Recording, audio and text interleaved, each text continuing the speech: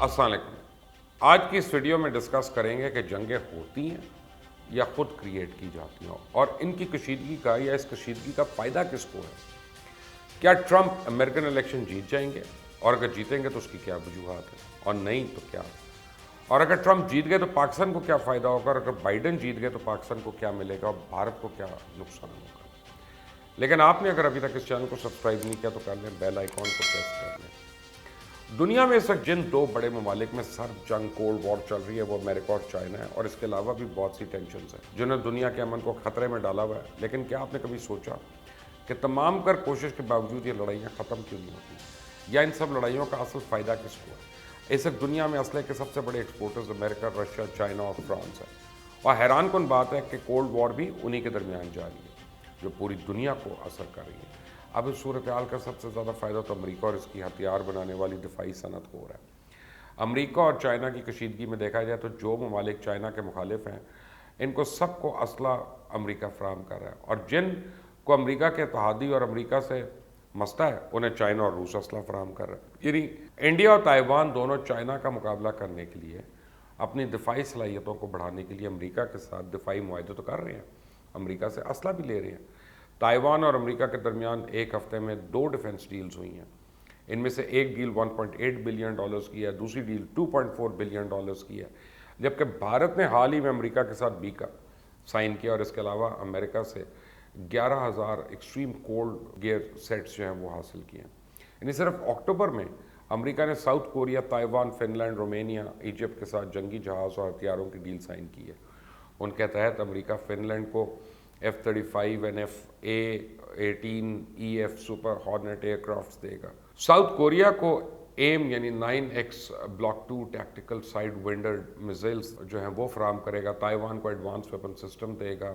Egypt को maritime domain awareness system दिया जाएगा, और रोमेनिया को naval strike missile coastal defence system फराम किया जाएगा। जबकि मई में इस तरह की डील्स इंडिया को मोरक्को और फिलीपींस के साथ हुई थी, जिनको वर्थ 2.2 बिलियन डॉलर्स थी उनकी, और साथ ही अमेरिका ने मुत्तहिदा अरब अमारात को इंतहाई जदीद F-35 तैयारे फ़रोग़ करने की हामी भर ली है। उनकी मालियत को 10 बिलियन डॉलर बनती है, और ये सिलसिला कई दहाइयों से चल रहा है। इसे यह कहना कि कोरोना की वजह से अमेरिकन मईशत को नुकसान पहुँचा है एक हद तक तो सही है, लेकिन इसमें अमरीकी हथियार बनाने वाली इंडस्ट्री नहीं आती। इस इंडस्ट्री को अमेरिकन गवर्नमेंट की पूरी सपोर्ट हासिल है, और जहाँ भी कशीदगी चल रही है और जिन ममालिक ने भी अपना दिफाई निज़ाम मजबूत बनाना होता है वो अमेरिका की मदद हासिल करते हैं। और अब चाइना के साथ कशीदगी भी दरअसल अमेरिका को फ़ायदा पहुँचा रही है, क्योंकि इससे इसकी दिफाई सनत मजबूत हो रही है। बल्कि आप यूँ कह सकते हैं कि अमेरिका ने कोरोना की तबाहकारियों से बचने के लिए जानबूझकर दुनिया में कशीदगी पैदा की हुई और अपने इत्तेहादियों को मुसलसल हथियार फराम करके मुआशी नुकसान को पूरा करने की कोशिश कर रहा है। 2019 में टॉप डिफेंस कंपनीज़ ने 524 बिलियन डॉलर्स का असला खरीदा, और इससे अमेरिका की 41 कंपनीज़ ने टोटल 524 अरब डॉलर से आधे से ज़्यादा असला फ़रोग़ किया।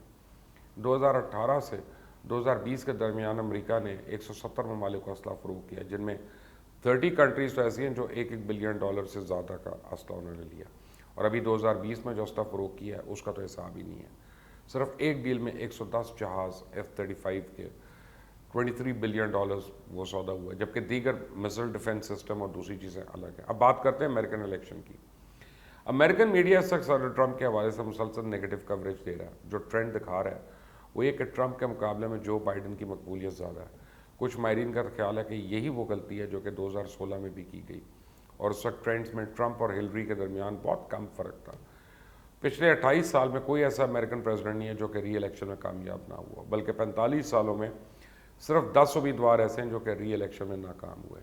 जो लोग ट्रंप की जीत पे यकीन रखते हैं, इनका कहना है कि गुज़िश्ता एक दहाई में दुनिया के मुख्तलिफ ममालिक ने वोट, कौम, नस्ल और परस्ती, मईशत और इंतहा पसंदी की बुनियादों पर डाले, और ट्रंप इसी बुनियाद पर वोटर्स को अफेक्ट कर रहे हैं।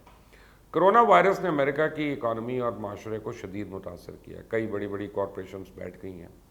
बेरोज़गारी, छोटे कारोबार ठप होना, कौमी खसारे में होशरबा इजाफा, स्टॉक मार्केट में मंदी, अजीब सा रुझान, उसकी वजह से जो बाइडन को इलेक्शन में बहुत मदद मिली है। बहुत लोगों को लगता है कि शायद ट्रंप कामयाब ना हो, लेकिन बहुत लोगों का ख्याल है कि जो बाइडन और कमला हैरिस अभी भी आज़ाद वोटर्स को अच्छी तरह मुतासर नहीं कर पाए, यानी जो इंडिपेंडेंट्स हैं।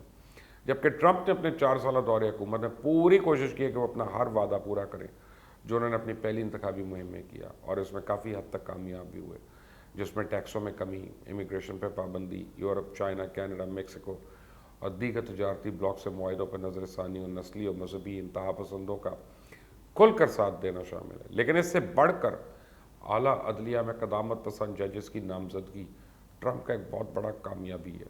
اس کی وجہ سے ابھی تک ریپبلکن پارٹی ان کے ساتھ قدم سے قدم ملا کر کھڑی ہے، کیونکہ امریکہ میں یہ معاملہ بہت سے لوگوں کے لیے زندگی اور موت کے مسئلے جیسے ہے۔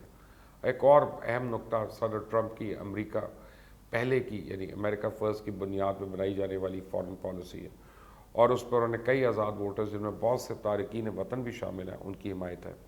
کسی بھی نئی جنگ سے اجتناب، امریکن دفاعی اسٹیبلشمنٹ سے ٹکر، نیٹو کے بجٹ میں کمی، افغانستان سے فوج کی واپسی اس کے باوجود انتہائی دباؤ کے، ایران اور شمالی کوریا سے محتاط رویہ، پاکستان پہ ڈرون حملوں سے مکمل دوری، اقوام متحدہ کی نالائکی اور شاہ خرچیوں کو للکارنا، اور ان جیسے کئی ایسے مسائل ہیں جن کی وجہ سے ٹرمپ انتہا پسندوں کے علاوہ بہت سے دوسرے ووٹرز کی حمایت حاصل کرنے میں کامیاب ہو سکتے ہیں۔ ویسے بھی امریکہ کا الیکشن سسٹم دوسری ڈیموکریسی سے ڈیفرنٹ ہے۔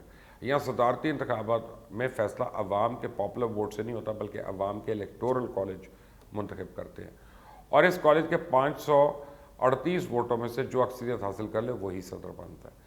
پریزیڈنٹ ٹرمپ نے ہلری کلنٹن کے مقابلے میں کم پاپولر ووٹ لیا تھا، لیکن الیکٹورل کالج کی اکثریت وہ جیت گئے، وہ صدر بن گئے۔ الیکٹورل کالج کی یہ معمولی اکثریت بھی انہیں سپریم کورٹ کے فیصلے سے ملی تھی، جو کہ سپریم کورٹ میں موجود ریپبلکن صدر کے نامزد کردہ ججز نے لکھا تھا۔ موجودہ سپریم کورٹ میں 4 ججز ریپبلکن صدر کے مقرر کیے ہوئے ہیں، 3 ججز ڈیموکریٹک پریزیڈنٹ نے لگائے ہیں۔ اس صدر ٹرمپ کو یہ بھی فائدہ ہے کہ ایک متنازع انتخاب کی صورت میں سپریم کورٹ میں کنزرویٹو ججز کی اکثریت فیصلہ ان کے حق میں آ سکتا ہے، اور یہی وجہ ہے کہ پریزیڈنٹ ٹرمپ اتنے کانفیڈنٹ ہے۔ دوسری جانب اگر بین الاقوامی لیول پہ دیکھیں تو جس طرح سے ٹرمپ نے اسرائیل کا ساتھ دیا، عرب ممالک سے اس کو تسلیم کرایا، یہودی لابی ٹرمپ کو جتوانے کے لیے بازی لگائے گی۔ اس کے بعد سعودی عرب کا بھی ہدف حاصل کرنا ہے جو ٹرمپ کے بغیر ممکن نہیں ہے، اور دوسری طرف بھارت نے ٹرمپ کے دور میں جو عیاشی کی اس کی وجہ سے انڈیا کی پوری خواہش ہے کہ ٹرمپ الیکشن جیت جائے، اور یہ ٹرمپ ہی تھا جس نے کشمیر میں بھارت کو آرٹیکل 370 ختم کرنے اور بھارت کو پاکستان کے خلاف رائٹ آف سیلف ڈیفینس کا گرین سگنل دیا تھا۔ لیکن اصل بات یہ ہے کہ ٹرمپ آیا تو پاکستان کو کیا فائدہ، بائیڈن آیا تو کیا نقصان؟ تو اس میں تو کوئی شک نہیں ہے کہ امریکہ کے الیکشن کا رزلٹ دنیا کی جیو پولیٹکس پہ بڑا گہرا اثر ڈالتا ہے۔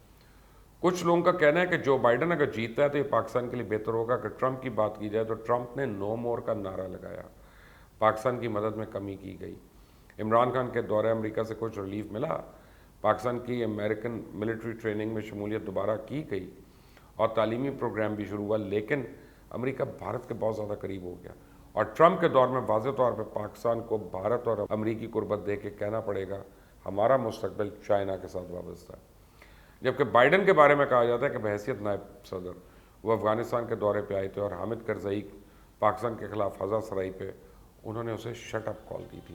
بائیڈن کا کہنا تھا کہ پاکستان افغانستان سے امریکہ کے لیے 50 گنا زیادہ اہم ہے، جبکہ بائیڈن نے افغانستان سے امریکن فوجیوں کے مکمل انخلاء سے ابھی انکار کر دیا، جس کا پاکستان کے اس خطے میں بڑھتے ہوئے اثر رسوخ کو نقصان ہو سکتا ہے، لیکن ساتھ ہی پاکستان کی امداد بھی بحال ہو سکتی ہے۔ سعودی عربیہ پہ سختی، بھارت میں ہیومن رائٹس کی خلاف ورزی پر بھی بائیڈن آواز اٹھا سکتے ہیں، لیکن یہ ایک حقیقت ہے کہ بھارت کے حوالے سے امریکہ کی پالیسی میں زیادہ چینجز نہیں ہوں گی، کیونکہ امریکہ بھارت کو چائنا کے خلاف اس خطے میں اپنے مفادات کے تحفظ کے لیے استعمال کرنا چاہتا ہے۔ بائیڈن پاکستان کو اسٹریٹجک ریجنل ایلائی کے طور پہ دیکھتے ہیں۔ کیری لوگر بل پہ بھی بائیڈن نے کام کیا ہوا ہے، اس لیے امریکہ پاکستان تعلقات بہتر ہو سکتے ہیں، اور پاکستان اور بھارت میں امن بحال کرانے کے لیے ایک امریکن پریشر جو ہے وہ بڑھ سکتا ہے۔